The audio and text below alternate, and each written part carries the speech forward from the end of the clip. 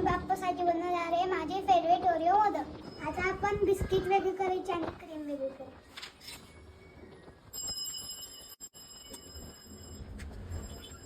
आता हे बिस्किट मम्मीकडनं दळून घ्यायचे। नंतर या ओरिओच्या क्रीम मध्ये कोकोनट 1 चमचा टाकून मिक्स करायचे। आता हे ओरिओच्या बिस्किट दळून झाले ते आपण प्लेट मध्ये टाकू।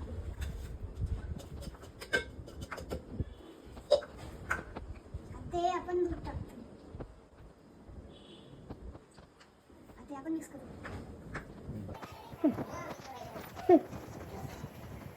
ते दूध टाकून नंतर मिक्स करू। आता आपलं पीठ रेडी झालं आहे।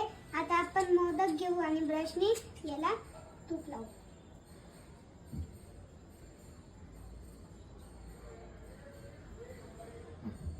आपण याच्यामध्ये भरून घेऊ।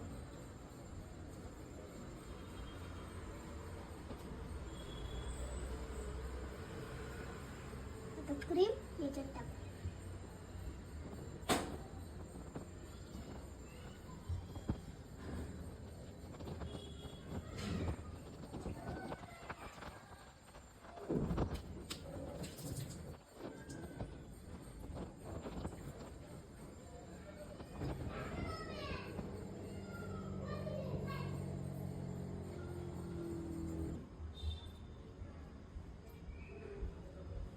आता आपला यमी मोदक रेडी आहे।